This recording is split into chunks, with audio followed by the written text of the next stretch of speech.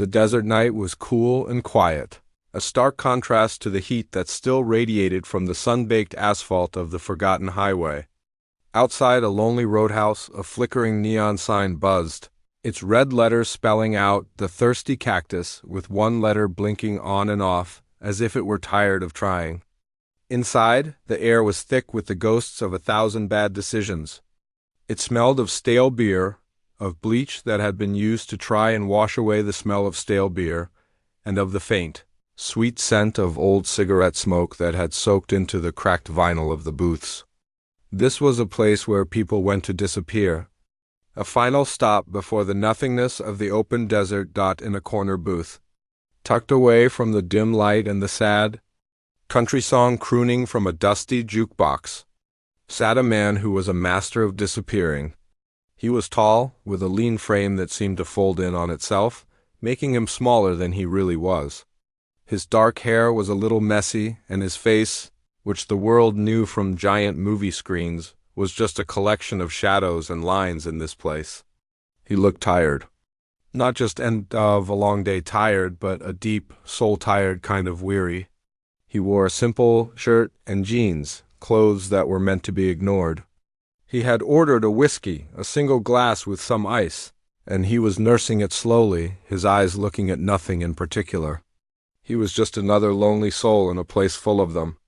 To the two other men sitting at the bar, he was just a guy. Maybe they thought he looked a little familiar, like a cousin or a guy they used to work with, but in the gloom of the bar, his famous face was just another anonymous mask. He wanted it that way. All he wanted was 1 hour. 1 hour where he wasn't a name, wasn't a face, wasn't an idea. Just a man having a drink in the quiet. He let out a slow breath, trying to let the tension of his life melt into the sticky vinyl of the seat.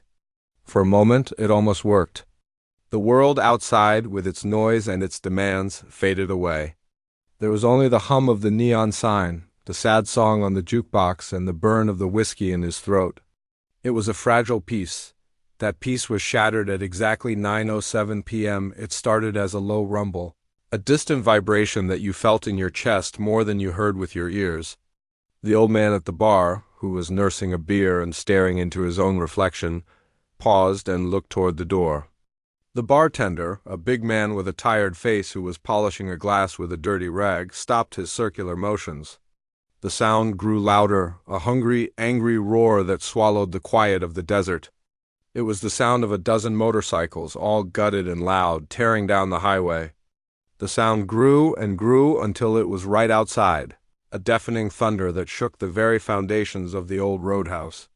Then one by one, the engines cut, leaving a ringing silence in their wake that was even louder than the noise had been. The door swung open with a bang, hitting the wall behind it.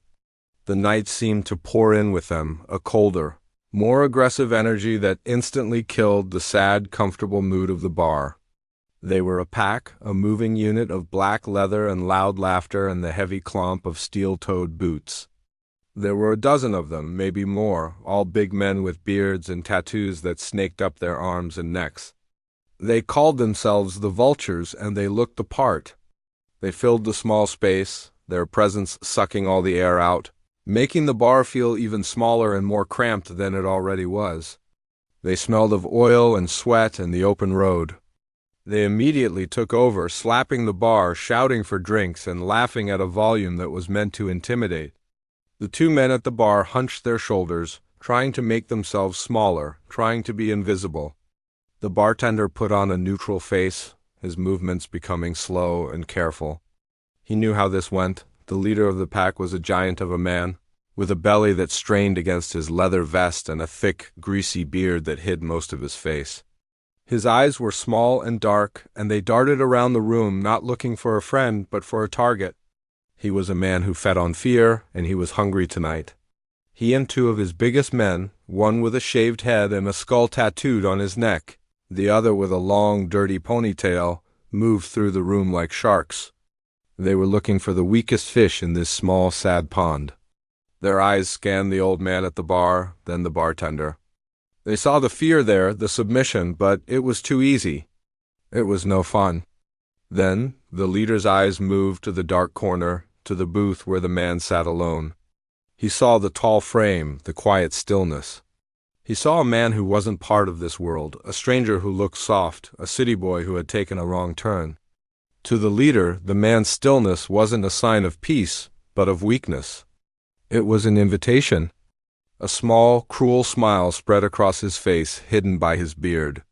He had found his entertainment for the night. He nodded to his two men, and they began to move, a slow, heavy walk toward the corner booth, their boots thudding on the sticky floor, each step a drumbeat of impending trouble. The man in the corner didn't look up. He didn't have to. He could feel them coming. He could feel the shift in the air, the focused malice. He slowly took the last sip of his whiskey, the ice cubes clinking in the empty glass. The 1 hour of peace was over. Here we go, he thought. The three men moved like they owned the floor, which, in a way, they did. Their heavy boots didn't just walk. They claimed the ground with every step, sending vibrations through the sticky wooden floorboards. The leader, the big man with the greasy beard, stopped a few feet from the booth, his two companions fanning out slightly to block any easy escape. They formed a wall of muscle and black leather, and the light from the flickering neon sign seemed to be swallowed by their dark clothes. The sad country song on the jukebox suddenly seemed like a joke, a pathetic soundtrack to a moment that had turned ugly. The air grew thick and heavy, charged with a mean energy that made it hard to breathe. The old man at the bar stared down into his beer, pretending he had found the meaning of the universe in the foam. The bartender kept his eyes on his work, his knuckles white as he gripped the glass he was polishing. No one was going to help. In a place like this, you learned to mind your own business if you wanted to see the sunrise. The leader leaned forward, his big hands flat on the table, his knuckles like walnuts. He peered into the booth, a smirk playing on his lips, though you could barely see it through the forest of his beard. Well, he said, his voice a low rumble, like gravel being ground under a tire. What do we have here? A little lost lamb? The man in the booth didn't flinch. He didn't even look up right away. He slowly finished the last of the melted ice in his glass, the clink of the cube against his teeth the only sound for a second. Then he lifted his gaze and his eyes met the leader's. They were calm, dark, and held no trace of fear. It was an unnerving look. Just having a drink, he said, his voice quiet but clear. It wasn't a defensive tone or a scared one. It was just a statement of fact. This calm response was like a match to a fuse for the leader. He was used to people shrinking, to seeing fear in their eyes. He didn't get that here. He saw nothing, and that made him angry. A drink, huh? He sneered, pushing himself up to his full height, a mountain of a man trying to cast a shadow over the man sitting down. This is our place? We drink here. People like you just pass through. You don't stop. The one with the skull tattoo on his neck chuckled, a dry, raspy sound. The other one, the one with the long ponytail, took a step closer, his shoulder brushing against the edge of the booth, deliberately invading the man's space. He could smell the stale sweat on the biker's jacket, the faint scent of cheap gasoline. The man in the booth simply nodded once, a slow, deliberate movement. I'll be finished soon, he said. Then you can have the place back. He was trying to end it, to de-escalate, to find the path of least resistance. It was a language the bikers did not speak. The leader laughed, a loud, booming sound that made the glasses on the bar rattle. Oh, you'll be finished soon, all right, he said, winking at his friends. He then reached out and flicked the empty glass with his thick finger, sending it spinning across the table. It stopped just short of the edge. You got a smart mouth on you for a pretty boy? You an actor or something? You got that look. The biker with the ponytail leaned in closer, his face just inches away now. Yeah, I seen you on the TV. You're one of those guys who pretends to be tough. He spat the word pretends out like it was poison. The man in the booth didn't react to the insult. He didn't even blink. His mind was working, but not on their words. He was counting. 3 of them. He was mapping the room in his head. The distance to the door. The position of the other bikers who were now watching the show with hungry eyes. The weight of the salt shaker on the table. the angle of the bartender's arm as he reached for a bottle under the bar. He wasn't scared. He was just processing. This was a problem to be solved, an equation that needed balancing. All he wanted was the quiet, and they were the noise. "You don't talk much, do you?" The leader growled, getting tired of the lack of reaction. He wanted a scream, a plea, a tear. He wanted to see this man break. Instead, he was met with a wall of calm that was more infuriating than any insult. "Maybe we need to loosen your tongue." He nodded to the man with the ponytail. That was the signal. The biker's hand shot out, not to punch, but to grab. He latched onto the man's shoulder, his fingers digging in like claws, and shoved him hard, pushing him back into the corner of the booth. The back of his head hit the padded vinyl with a soft thud. It was a violation, a physical crossing of a line that could not be UNCROSSED. And in that exact moment, everything changed. It wasn't a big, dramatic shift. There was no explosion of anger, no sudden roar of defiance. It was something much smaller and much more terrifying. The weariness in the man's eyes vanished. It was like a curtain being pulled back, revealing a stage that had been set all along. The calm that was there before was a passive calm, the calm of a man trying to rest. The calm that was there now was an active calm, the focused stillness of a predator. His body, which had been relaxed and folded in on itself, straightened almost imperceptibly. His muscles, which had been soft, became coiled and tight like a spring waiting to be released. He looked at the hand on his shoulder, then slowly lifted his gaze to meet the eyes of the biker who was touching him. The biker, who had been sneering a second before, suddenly felt a cold knot form in his stomach. He saw it then. He saw the change. The man's eyes were no longer just calm. They were empty. They were dark, deep pools of nothing. It was a look that said, "You have made a mistake." It was a look that promised consequences. The biker's smirk faltered, his bravado suddenly feeling like a flimsy coat in a winter storm. He felt a primal urge to let go, to step back, to run. But he was trapped by his own actions, by the eyes of his leader and his friends watching him. He was caught in a trap of his own making, and he had just realized that the creature in the corner was not a lamb at all. The moment the biker's fingers dug into his shoulder, the world didn't slow down. For everyone else in the room, it became a blur of motion they couldn't quite process. But for the man in the booth, it was the opposite. Everything became incredibly clear, sharp, and simple. The loud music, the sneers, the smell of stale beer, it all faded into a dull, irrelevant background hum. There was only the problem, the hand on his shoulder, and there was only the solution. It wasn't about anger or fear. It was about physics and anatomy. It was about opening a door that had been closed. His left hand moved, not with the frantic motion of a man fighting for his life, but with the smooth, practiced efficiency of a craftsman. It came up from under the table, a blur of motion that was too fast to follow. It didn't punch or push. It struck. The edge of his palm connected with the biker's wrist at a perfect, unnatural angle. There was a sound like a dry twig snapping, sharp and clean over the twang of the country song. The biker with the ponytail's eyes went wide with a shock that was instantly replaced by a blinding, white-hot pain. His hand, which had been a claw of aggression a second before, went limp and useless. Before he could even process the pain, let alone scream, the man's other hand was already in motion. It shot up and grabbed the biker by the front of his leather vest, pulling him down and forward at the same time. The biker, completely off balance and blinded by agony, had no choice but to follow the momentum.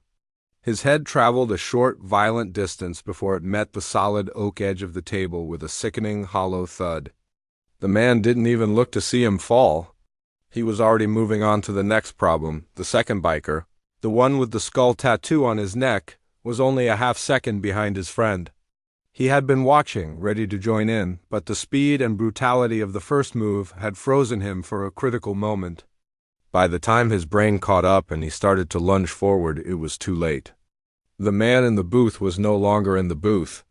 He had flowed out from behind the table with a liquid grace that defied his size. He was low, his body coiled like a spring. As the skull-tattooed biker swung a clumsy roundhouse punch, the man didn't back away. He moved inside it, stepping into the danger zone, making the punch miss by a fraction of an inch. In the same motion, he hooked his foot around the biker's ankle. It was a simple, almost delicate move. He didn't trip him. He simply removed his ability to stand. The biker's own forward momentum did the rest. He went down hard, his feet flying out from under him.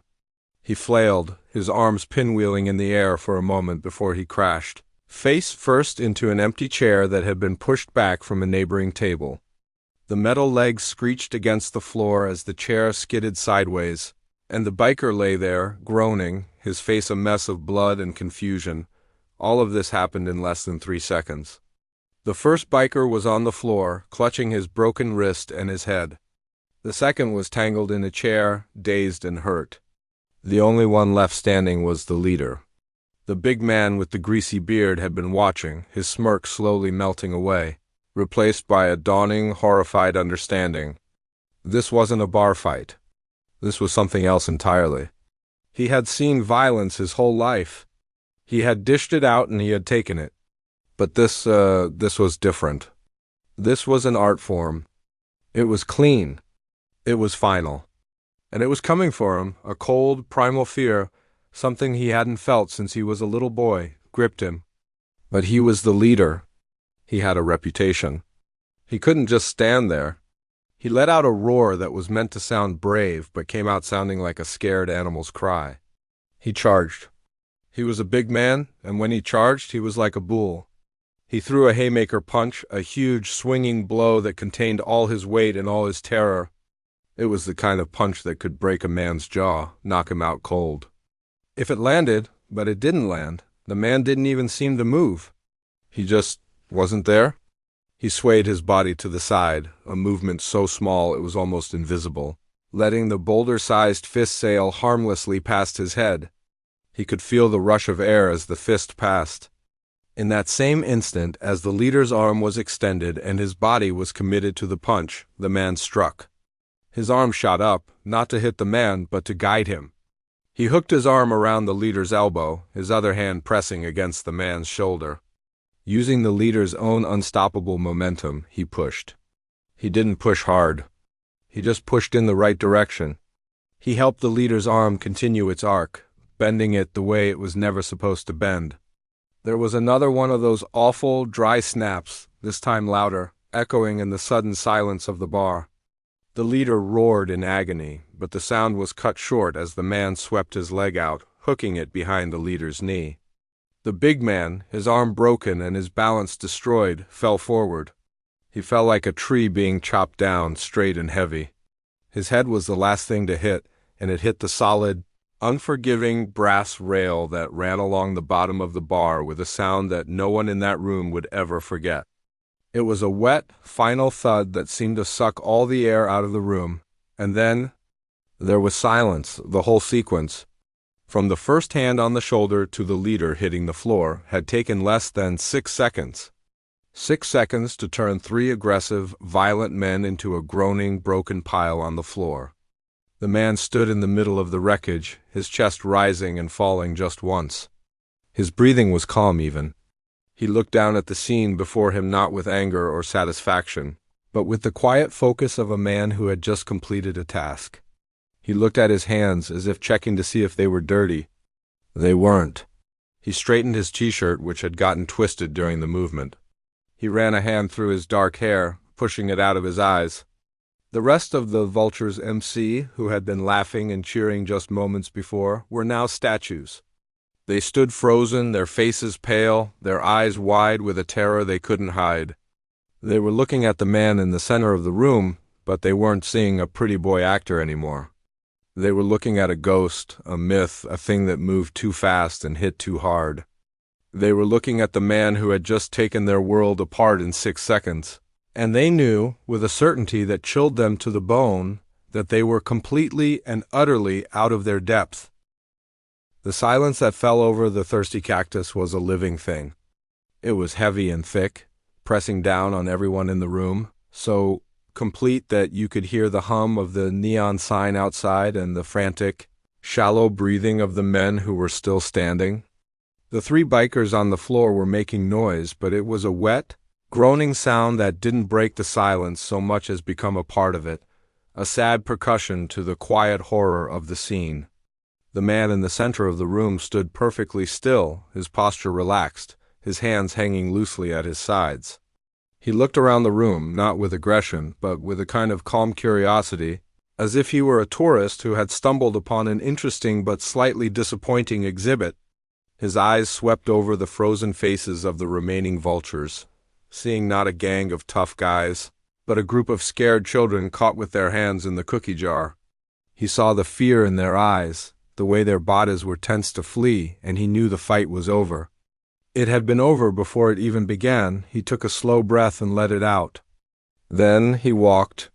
He didn't hurry. He didn't creep. He just walked with the same easy, unhurried pace he had used when he first entered the bar. He moved toward the corner booth where he had been sitting, and a strange thing happened.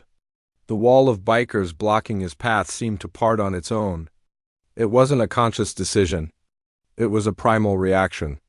Like animals in the forest making way for a predator, their bodies moved aside, creating a path for him without a single word being spoken. They flinched as he passed, their eyes wide, their bodies rigid. He moved through them like a ghost, his presence a cold chill that made their skin crawl. He reached his booth and leaned down, picking up his leather jacket from the seat. He shook it out once, a casual, everyday gesture that seemed utterly absurd in the context of the broken men on the floor. He slipped it on, the worn leather settling comfortably on his shoulders. He then reached into his back pocket for his wallet, intending to leave some money on the table for the drink he had spilled. It was a simple act of courtesy, a final piece of normalcy in a situation that had become anything but. As he pulled his wallet from his pocket, something else came with it. It was a small, dark object, no bigger than a silver dollar. It slipped from his grasp, caught the dim light of the bar for a fraction of a second, and then fell to the floor. It didn't land with a thud or a clatter. It made a sound like a small bell, a clear, musical chime that cut through the heavy silence like a knife. Every head in the room, even the ones that were groaning in pain, turned toward the sound. The object lay on the sticky wooden floor, spinning slowly. It was a star. A perfectly crafted, four-pointed throwing star made of a dark, non-reflective metal. It wasn't a toy. It wasn't a movie prop. You could see the precision in its design. The sharp, dangerous points, the weighted center that would give it spin and stability in flight. It was a tool, and it was designed for one purpose only. The man looked down at it, a flicker of something annoyance, perhaps in his eyes. It was a mistake, a small crack in his perfect facade dot at the bar. The old man who had been nursing his beer all night leaned forward, his eyes wide. He was a veteran, a man who had spent 2 tours in a place where the air tasted of sand and cordite. He had seen men who were good with their hands, men who were trained to kill.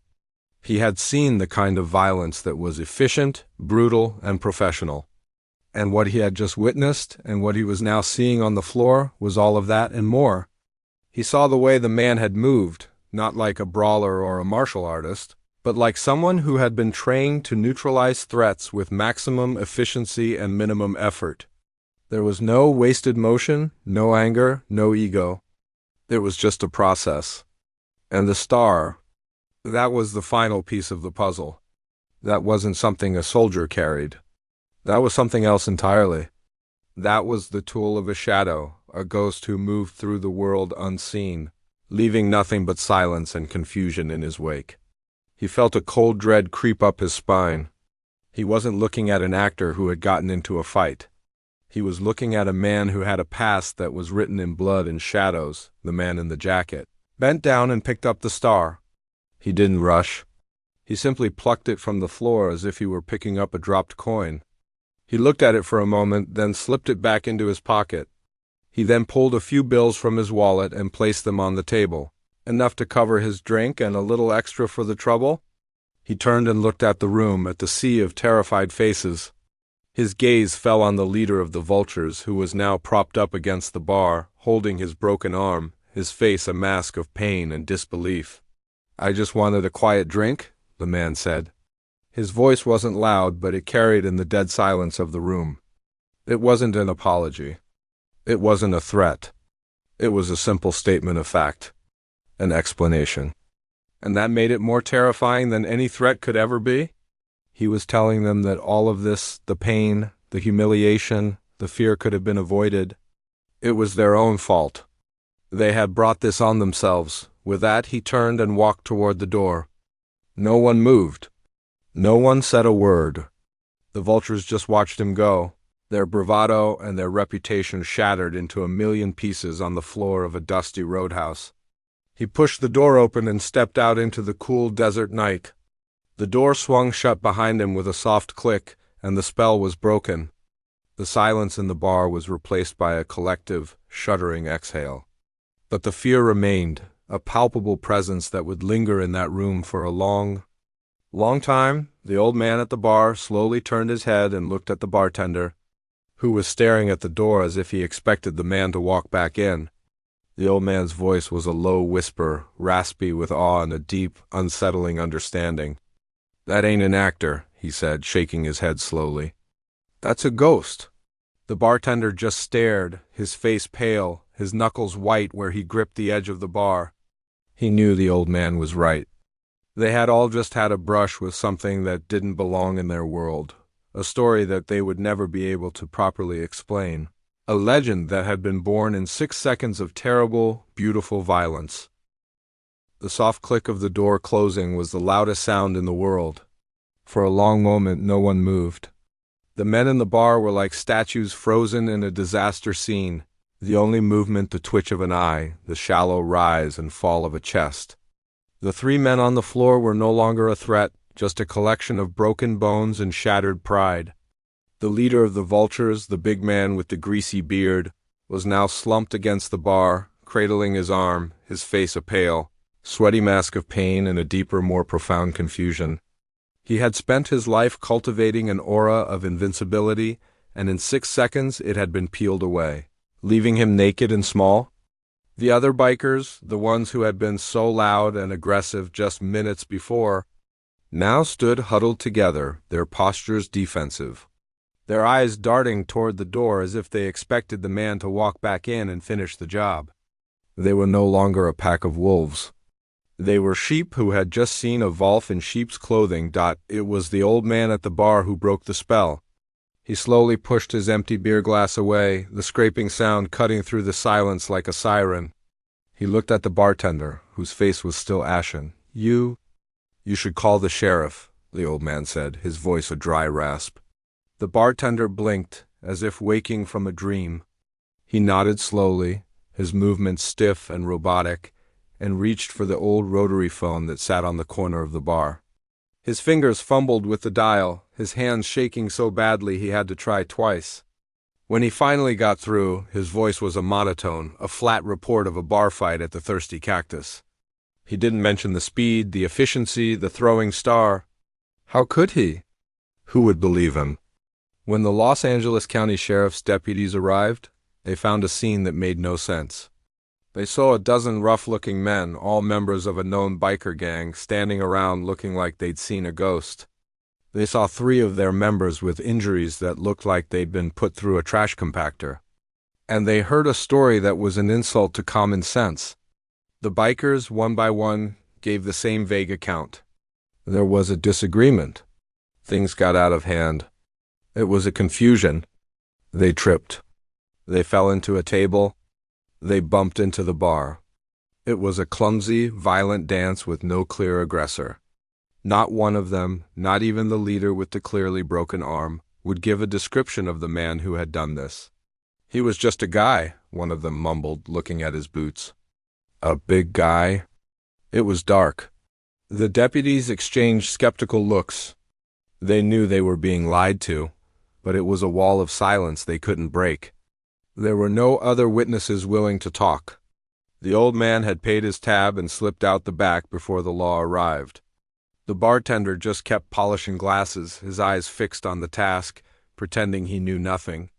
The incident was filed away as a simple, albeit strange, bar fight, another unsolved puzzle in the desert, but the story didn't die there. It couldn't. It was too weird, too terrifying to be contained in a police report. It became a whisper, a secret passed from one outlaw to another in smoky pool halls and late-night truck stops. The Vultures MC never recovered their reputation. They became a joke, the gang that got beaten up by one man in a dusty roadhouse. The story grew with each telling, the details becoming more mythic. The man moved like smoke. He had eyes like a shark.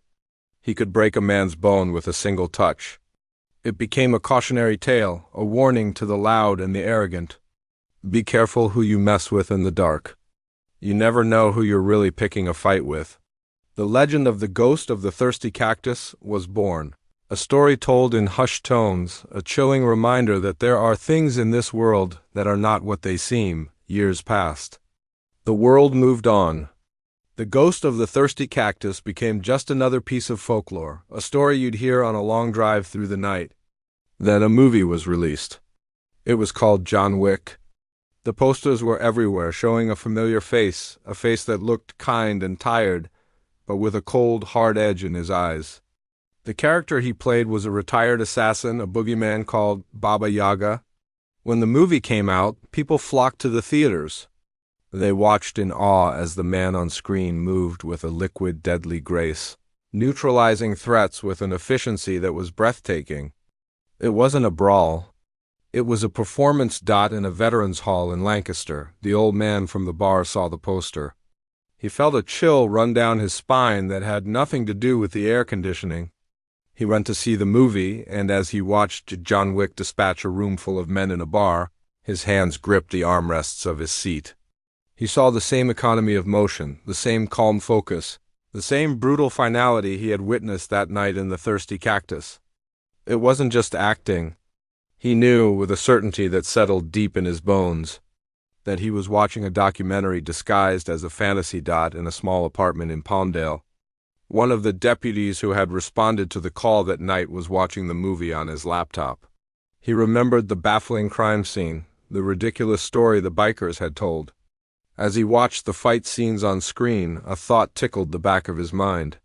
The way the actor moved, the way he used his environment. It felt familiar. It felt like the only explanation that had ever made sense for the scene he had walked into all those years ago, and in a garage somewhere in the desert, the biker with the skull tattoo on his neck, who now walked with a permanent limp, saw a clip of the movie on his phone. His friends laughed, but he didn't. He just stared, his mouth dry. He remembered the feeling of the man's hand on his ankle, the impossible speed, the way he had been put on the ground without a single punch being thrown. He turned off his phone and didn't say a word. He didn't have to. The story was no longer his. It belonged to the world now, a piece of fiction that felt terrifyingly, thrillingly real. The line between the man on the screen and the ghost in the bar had blurred forever, leaving behind a question that would never be answered, a legend that would only grow with time.